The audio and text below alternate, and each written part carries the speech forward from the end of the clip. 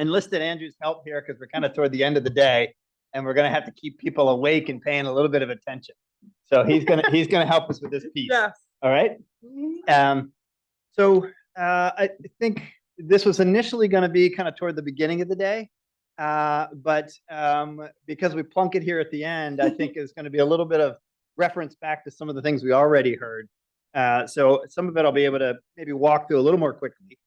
When we finished up 2 years ago, we had thrown out a couple of goals about what we wanted to try to do over the next couple of years.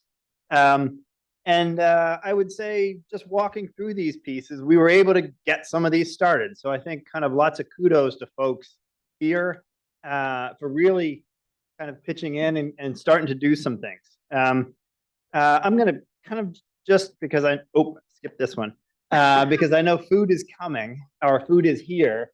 I'm going to just try to kind of hit some of the highlights as part of this. Chris, when he gave his piece, talked a little bit about the nature of the WDR26 changes. John, when he talked about kind of some of his work, talked a bit about the kinds of approaches you can use in different scenarios. I'm going to try to couple these two thoughts together a little bit as we're thinking about WDR26 questions. So I'm going to just walk through some of the stuff that Chris kind of referenced is that in our bodies, we have DNA in every cell. That DNA gets translated, a copy of that gets made into an RNA. That RNA gets the DNA gets officially transcribed for the scientists here. That RNA gets translated into what we call a peptide. We have amino acids that are all in a row. And that peptide then folds or does whatever we need to make a protein. And presumably this protein has some function. And I'm just going to say for the sake of this slide, that protein has a normal function. The different kinds of changes that we've talked about for kids. Yeah. Oh, it's not. All right. So back up here again. It's not on. Now it's on. All right. So hello. There we go. Now we're back. There we go. So the context of what we were talking about, the different kinds of changes that we can have, we talked about a nonsense or a frame shift or broadly what we're going to say loss of function. But a nonsense change is, see that red star there that happens in the DNA, that gets translated over to the RNA. And then what happens is that it introduces really kind of a stop as the body's trying to make that protein. But it doesn't tend to make a little shorter protein. It turns out that it actually feeds back and destroys it and causes that RNA to kind of be removed. And there's another type of mutation called a splice site. I think you're good. You're good. Yep. And ultimately what happens with these kinds of changes is that you get really no function from that copy of that copy of the DNA. Oh, a little further up. Yep. And then there's another kind that we'll talk about that some folks have called a missense change. That's good. Perfect. A missense change, it continues to make that protein. And in this case, that residue is red.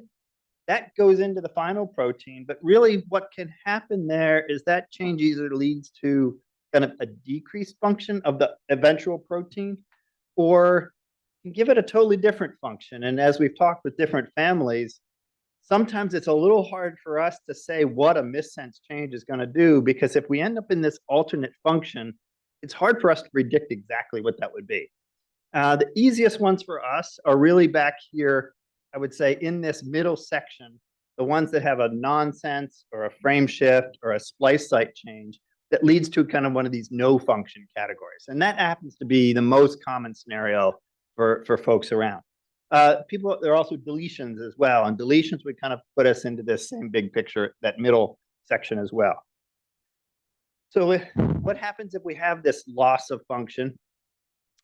For SKDEAS, one of the two copies of the genes is changed. So one copy is normal, one copy is changed. And this loss of function removes it from one of the copies. But in the situation that we're talking about, one copy isn't enough. So we call this haplo. So half of the normal dose, haplo insufficient. And it turns out, you got it? Thank you. Yeah. It turns out this is not completely novel for something like WDR26 or SKDEAS. This is kind of a broader, I would say, category of how, especially pediatric disorders at some level, occur. That you acquire one copy that's a loss of function to cause haploinsufficiency. And this is kind of roughly what we think of. So you have two copies of DNA, you make a certain amount of RNA that makes a certain amount of protein. And if you lose the function of one of those copies, you make less RNA, you make less protein. And this is, in fact, some of the stuff we had looked at kind of a little while back when we were first thinking about WDR26. Can we, in fact, measure this out? So what we did was we looked at the actual RNA levels from, really, there were white blood cells that we had been able to get from a couple of different individuals, and then see how much WDR26 was there. And the dark black bar, excuse me, are normal controls. And you can see roughly kind of, they have this amount here. When you look at two individuals, these are two loss of function changes. You can see this reduced amount. And this happened to be one of the missense changes that we looked at. We didn't see much reduction in the amount. Missense, again, I comment that it's not uniform. So it's a little bit hard to know exactly what's going on with some of these. But I'd say one of the important points here is that we're able to measure this reduction when we're looking in this scenario. And it gives us something to start to go after if we're starting to think about how we can make some type of correction. So question one, John, I think kind of covered this a little bit for me, so I can go kind of quickly through this piece. But can that abnormal WDR26 copy be corrected? The idea here is that, again, DNA makes RNA makes protein. We have a change in that again, I'm gonna represent the loss of function change. Correction, what I'm gonna interpret as, can we take that section, can we put in the normal one and have that become back to being a normal copy of DNA that would make our normal amount of protein going forward? For the reasons that Dr. Wild went into, this is hard. Getting it, so this is really kind of this category that I would put as gene therapy. And our challenges really in neurodevelopmental disorders, to recap that, is that really replacing the gene is easier than editing, but replacing is still really hard. We have a lot of trouble getting it to the right part of the body, especially the brain. The ability for, most of these we're delivering via viral mechanism. We're still trying to come up with better tools for doing it. If we can even get it there, one of the challenges we have is that we want the equivalent of 2 copies. If we load a whole bunch more in there, we might get much more than 2 copies, and that might not be so good either. So getting that dose right as we do this is going to be a part of the challenge. And then another thing that John mentioned was that some of these gene therapy strategies can be really expensive to develop as well. So for that reason, we kind of, I think we put it out there as something we need to keep in mind, but we'll have to keep working toward that. Pay attention. There we go. All right. There we go. Perfect. So haploinsufficient. I mentioned this. One copy of, you need 1 of 2 copies is not enough. That with 2 copies you get normal function. With 1 copy gone, you don't get enough, and it causes disease. And here I want to come back to this slide from before, where I showed you in the black bar what's kind of. Pay attention. There we go. In the control individuals, and then in 2 individuals with the WDR26 single copy loss of function allele, that what you might think is that if you're missing half of the gene copy, that you would have half of the RNA amount. But it turns out the body doesn't really like that, and it does as much as it can to turn up that remaining normal copy.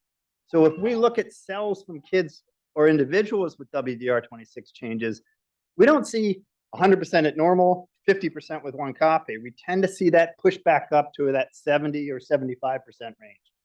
So this raises this thought in our mind of, if we're starting here, can we nudge it up?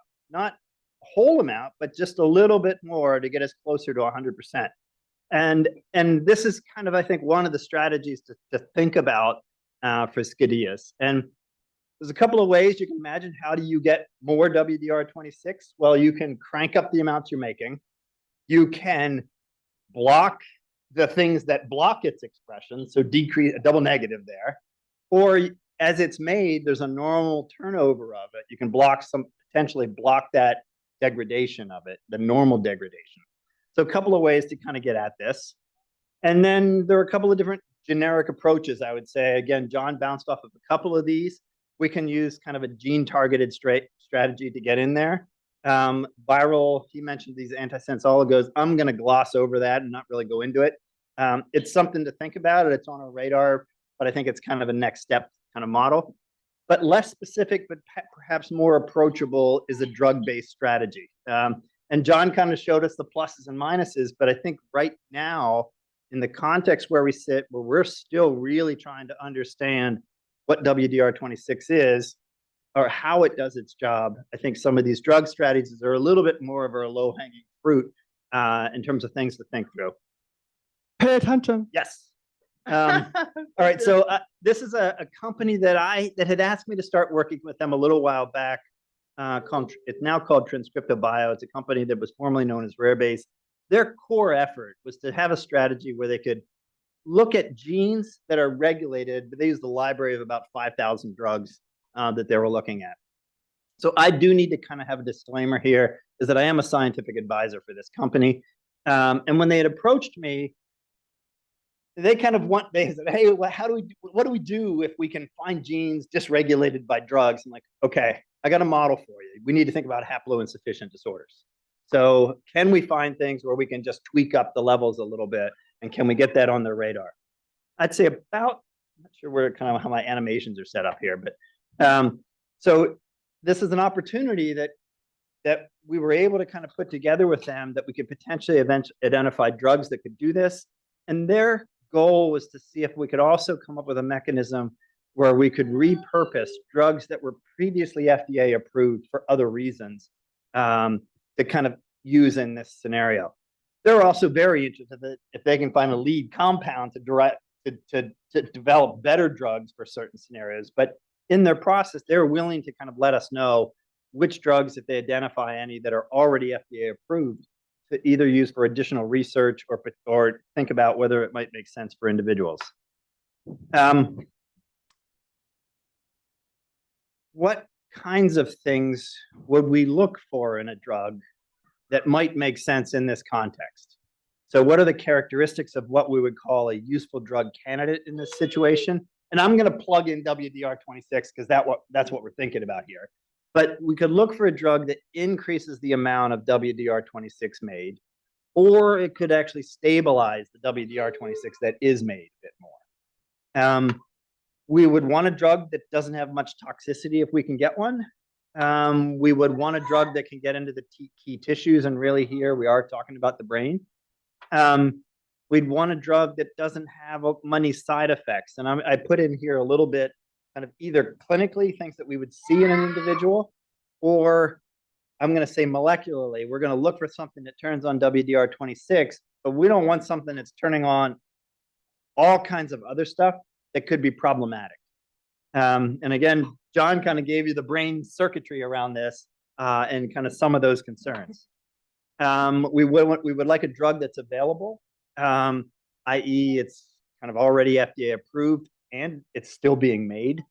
We would like a drug that's cheap, ultimately, or at least cheaper, to make it amenable to use. So, and I don't know quite what the concurrent, like how concurrent this was, but kind of independently, the Langs had approached these folks too. And it took us a while to realize that we had both been working with the Rarebase folks. But part of their model was Pay attention. There we go. All right. You want to point? Right there's where it is. Attention. Okay. All right. Pay attention. The strategy that they used was a little bit of what kind of John got at, is that there's a lot of drugs that can be developed. We do a lot of testing in the animal model, and it isn't just completely informative for a human model. So what was used in this context was actually to use at least a human cell, and these were neurons that were made from induced pluripotent stem cells. So you can make a cell type out of really skin fibroblasts or sometimes blood cell lines that are these pluripotent that can be then turned into neurons. And other types of tissues. But this experiment, they were really thinking about using neurons because WDR26, we want to think about the brain. So this was their kind of scheme. They have, or strategy scheme might be not quite the right word for this group. So what they have is they have these stem cells here, some derived, I say wild type because not that the people are wild. Pay attention. There we go. Thank you. Pay attention. Not that the people are wild, but these have two normal copies of WDR26, and then a cell line that had one normal copy and one changed copy. They're able to induce the neurons from these, what we call IPS cell lines into nerves, into neurons, and then let them grow out for a little bit and look at kind of, okay, how much WDR26 protein is being made by this technique that we call Western blot. And in this experiment, fortunately, they saw stuff look pretty similar to what we had seen when we had done kind of experiments in other cell lines a few years back, and that you saw in the wild type scenario. Again, it gets normalized to 1. But in this scenario, they were seeing a reduction of WDR26 in these neurons and about the same amount. It was about at that 75% level that we had been seeing in some other scenarios. So they used this assay to go back and look at a big pool of drugs. And it kind of in this scenario where instead of waiting completely to the end, they threw some drugs on these. And I'm showing 1, 2, 3. They actually did 5,000 to start with, and came back and looked at some of the better options, better possibilities. Pay attention. There we go. And I would say promisingly, if we look at this data here, this is, if we look back to our other one, our wild type, this is 100% of a cell type that didn't have any drug on it. This, I'm just calling it drug 1. When you throw it on these normal nerves, they can turn up the amount of WDR26 here in this red bar, the ones that got that drug put on it. You can see the WDR26 cell line that has a difference in it has less than the wild type. Pay attention. Pay attention. There we go. And now you can see Pay attention to Matt's work. That picture. Yeah. And when you put this drug on the WDR26 cell line, you get it turned up.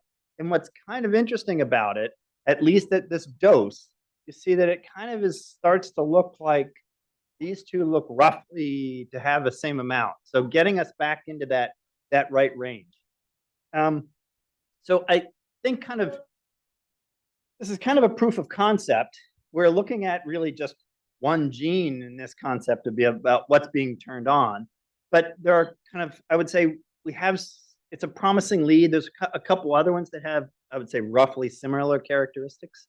And just to kind of emphasize some of those pieces of, this is partway there. There's still quite a bit to kind of think through in that, for example, this drug, it's in fact a chemotherapy drug. It was developed for chemotherapy. Specifically for the folks who are interested, it's in this class called HDAC inhibitors. It does, at the dose that we used in this scenario, it has actually been tested in people and in kids, and there are significant side effects at that dose. So part of what we need to think about is that can we really lower that dose so that we have fewer side effects, but still get this effect of turning up WDR26? Another kind of challenge about, again, this drug as well, is that we know it turns on multiple genes. It's not just WDR26 that it's turning up. It is turning up some other stuff as well. And it does have a little bit of a downside to it as well. Pay attention. There we go. One more time. Pay attention. All right. It is not the cheapest drug in the world. It was developed as a chemotherapy drug. It's not used broadly, so it was never scaled up to really make large amounts of it. So it's one of these that does fall on the more expensive side in terms of thinking about how to use it. If we can find a dose that's much lower, and use less of it, that cost would come down. But I think that there's still some things to kind of sort through with it. So that's kind of the idea around drug repurposing, I would say. What other things do we have to think about as we move forward broadly for thinking about potential treatment strategies? Pay attention. Is really understanding what WDR26 does. We're just starting to get at this. And I mentioned kind of on the left there, these amino acids get put together. You make a peptide. On the right side is a schematic of what kind of segments of WDR26 look like. It's just, before it folds, this is the linear model of it, if you will. And when it folds, kind of like that protein structure, we have a little bit of an idea of what it looks like. And we know this red circled area is probably more important for it because there's some really key elements to it that are conserved in other genes that have really important functions. And we kind of tend to focus on some of these areas a little bit more. So this is about tomorrow. We're just, I would say, starting to kind of peel an onion skin off of what WDR26 does. Tomorrow, Professor Schulman from Germany will be talking about some of their work on what they actually probably have the most understanding right now in humans about what WDR26 does. So we've been able to pull them into the conversation, and I need everybody to kind of help me set the hook on them so we can have them keep working on WDR26. We talked about fruit flies as animal models to start to think about in not just in a cell line, but in a whole organism, what's it doing? Zebrafish is one of these model systems that's often pretty useful. Right now, we don't really have anybody working on WDR26 in zebrafish, but we're going to keep our eyes kind of peeled, and if we can get the right person into this context, we will try to pull them in as well. Interestingly enough, we had talked about getting a mouse model a little while back. There was a group in China that published a mouse model, and we may reach out to John on this one because his group does quite a bit of work with folks in China. But they published it in some interesting work, but I can't, like, I don't know if my email even gets through to China. So I haven't heard anything back when I've reached out to them to find out more and to see whether I can talk them into doing some more interesting, some additional studies on that mouse. All right, so preparing for potential therapies. I guess this is a recap because I think John and both Tom Frazier touched base on this. So key items, we need to kind of continue to expand our understanding of what the SKDEAS clinical spectrum is. This has been part of the goal for the group that I would say started here and is now kind of broadened. And Kara and Katie talked about this. This idea of a kind of a well-organized patient registry and natural history. Tom referred to this, and how do we get information not just about what's going on for each of the kids, but how do we do it in a longitudinal way to understand how the clinical picture evolves over time as well. Pay attention. There we go. And then kind of really quantitative and informative measures of the clinical features and especially the important things that we're trying to do something about. Pay attention. And this is where we dragged Dr. Frazier in, and I think he's doing an awesome job right now to help us out. I think so too. And then John Wild already gave us kind of the update on strategies along this line, and I think really helped set a framework for what we're doing now and how that can fit into a bigger picture for us in terms of thinking about strategies and how to pull in, I would say, more resourced models for getting some of this work done. All right. And that's all I got between you and supper. So questions that people have, again, I did more of a big picture view here. Yeah. Nope.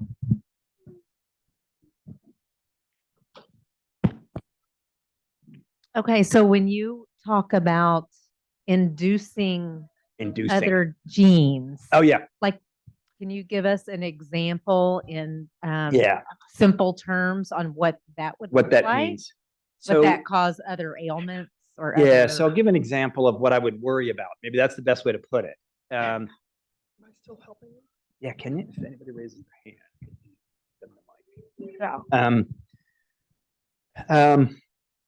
What we're actually working with these guys to go back and ask is, okay, what is that portfolio of other genes that gets turned on? And are there any that get really cranked up when you give them this? And the kinds of things I would worry about would be genes that when you overexpress them would drive something like cancer, or would suppress the bone marrow. Things like that we know kind of just that thing by itself could be a problem. I would be a little. I mean, I think we're going to see some data from those experiments that we'll want to look pretty closely at. I would say we did a fair bit of filtering, if you will, for drugs that fit some of those criteria I was talking about. So Pay attention. that we didn't have a lot of side effects, but I think we just have to be really thoughtful about it, because a lot of these drugs were developed for severe situations, and we want to step back and use it in a scenario where we're really trying to tweak things rather than crush something in a sense. So, Right here. Question for you. And forgot. Oh, you mentioned Brenda's talk tomorrow and needing to hook them and, Oh, yeah. really help. But what can we do to advocate to?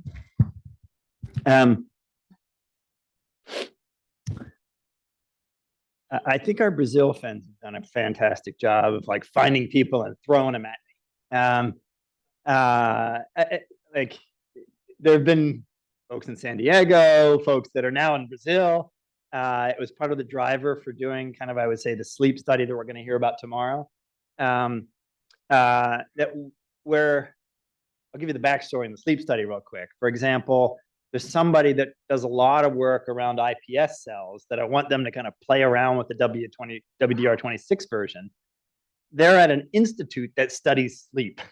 And they're like, I can do that if we know there's anything wrong with sleep. Like, I think we saw a raise of hands that there are sleep things.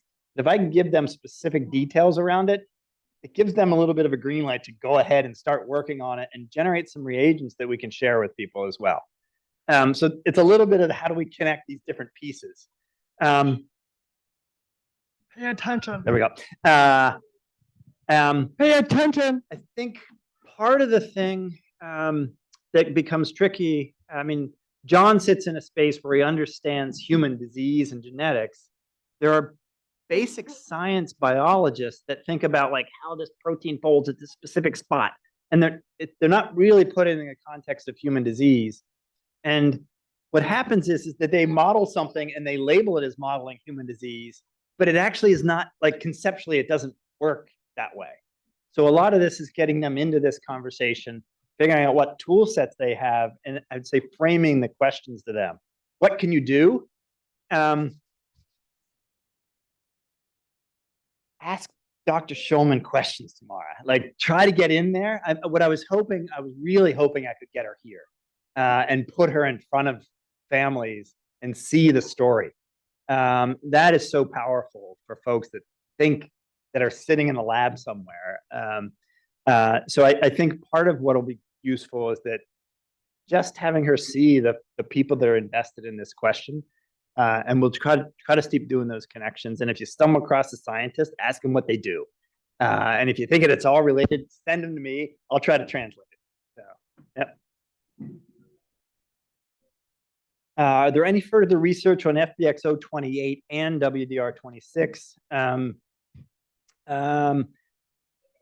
of the original work on FBXO28 was out of a group in Calgary, Alberta. They are doing a little bit more. I don't know that they're really doing work on that gene itself, but they are trying to understand, I would say, the clinical features that are isolated FBXO28.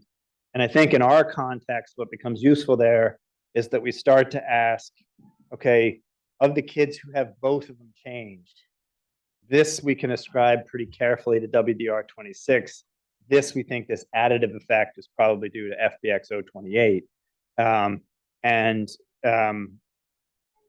Ultimately, if we have treatments, those folks might need both. What do we got? We're good. All right. We're going to look at that. Share the moments. Love it. Yep. But I don't know of other other folks that are specifically working on FBX 028. And this one too? All right. Did it go off? Okay. That, Put it there. But yeah, so I don't know anything more about FBX. Cynthia. Hi. So we were the family that started the research with transcriptive bio, which is just really exciting. And thank you to Dr. Deardorff for participating in this. We called him up, not realizing he had already started work with Rare Base, so that ended up working out. But everything that we've done so far is really specific, obviously, to Sebastian in terms of it was his sample that was submitted. So Dr. Deardorff and I recently approached the foundation, and the foundation is helping to fund this additional research when it comes to, what Dr. Deardorff had mentioned. So we're really thankful to the foundation for taking that on, as we want to make sure that this is something that not only helps one person, but obviously the greater Skraban-Deardorff population. So really excited, and thank you to the foundation for doing that. And hopefully there'll be additional research that the foundation can help support them. So I'm also saying, I know that since the foundation started, we've all been donating and not really sure what are we using this money for. This is what this money is helping to fund, which is something that will hopefully help all of our kids. So thank you. And I'll add to that. I would say the call you. I didn't want to throw you out there and volunteer you, but the call out now that you said you. I think the Langs made just a really significant investment around this. Again, thinking about their own child, but some of this information that's come out of this effort is, I would say, generalizable. And these steps that we're doing now are to say, how do we take that body of knowledge that we figured out and ask, does it apply more broadly? And if so, then we have a mechanism for starting to really kind of push a few more things forward as well. Thank you. Nope, I just got a few cards. Any other questions? No. Hi, Doctor. Thank you. So earlier I asked the other presenter about the way WDR26 impacts the brain structure in regards to speech motor delay, or how it works. Yeah. I'd like to hear you on this. And the second question I had is on, because you talked about having a well-organized patient registry. Is there anything about that is being put in place so that it can be done? Yeah.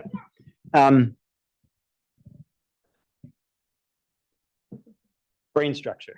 When I saw that mouse paper, I was very interested to see what all they would do with that model, in a sense.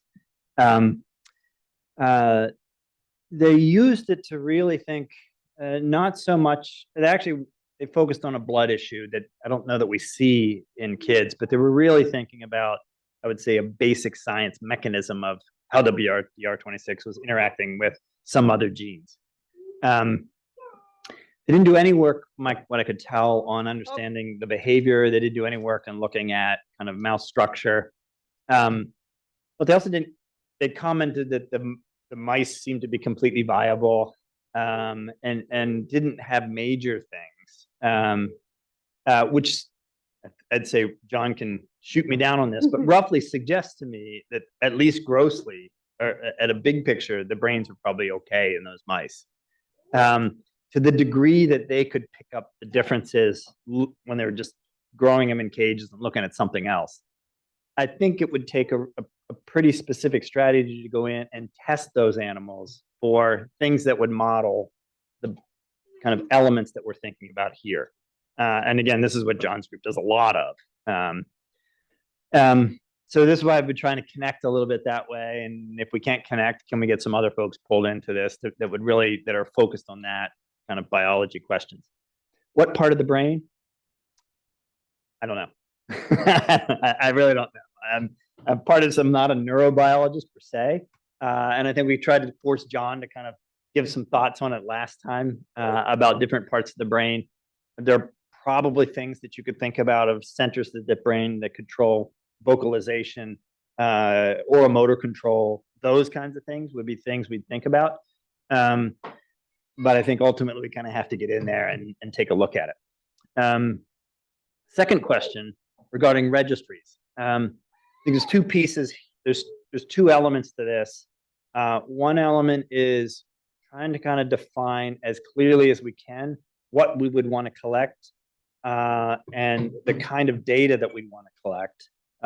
And this has been probably a piece of the delay in getting this together. So we were talking to some families here is that that's one of the, I think the big derivatives of this meeting is to really kind of make that final push and clarify what data we want to get together without perfection being the enemy of getting it done. And then the second question is technically how we want to house that model. And there are different possibilities. We've looked into one out of Sanford. It's a medical institute in South Dakota that has set up a registry a number of years back that I think is fairly available. There are probably more newer strategies for it that make that data newer strategies to registries that would make that data more available than kind of the model they have. And I think it's something to make sure we continue to think about and explore. I think there are some foundations that have built their own internal registry and they maintain ownership of that data. It takes a bit more resources to probably pull that off. The idea about the cords when it's sitting out there, and then we could just step in and use it. It's used for lots of different things. But they kind of essentially maintain management of that data, and it becomes a little tricky if we want to connect identifying information to it and be able to connect different studies to that data. So I think there's some strategies that you can get at that could incorporate that as well as other elements too. So I think coming out of this, where's Dr. Skraban? We're going to force her to get all this done. We'll just force her. She stepped out, so we can volunteer. We can talk about her. She's out of the room. But I think this is a big goal for us. I think this is not for 2026, but for the next 6 months, I think. Yeah. After tomorrow's program, there's going to be a foundation meeting. We invite those who aren't already involved in the foundation to certainly participate in that going forward. I think this is an opportunity for us to share more and more information. And we may even look to do maybe some Zoom meetings throughout the year, because this is a lot of information to try and give out in a day and a half. And it's a lot, and you could spend one day on one of these topics alone. So we'll talk about that. So certainly feel free to participate in the meeting tomorrow afternoon and going forward. Let us know that, and let a member of the foundation, there's plenty of us here this weekend. Let us know you're interested, and we can add you on to the list when we have our meetings. So other than that, I want to thank Dr. Deardorff for his presentation. As always, if there are any questions, let us know. You can submit them on the website, and we can certainly get you answers to all of that. And with that being said, you can eat dinner now. All right.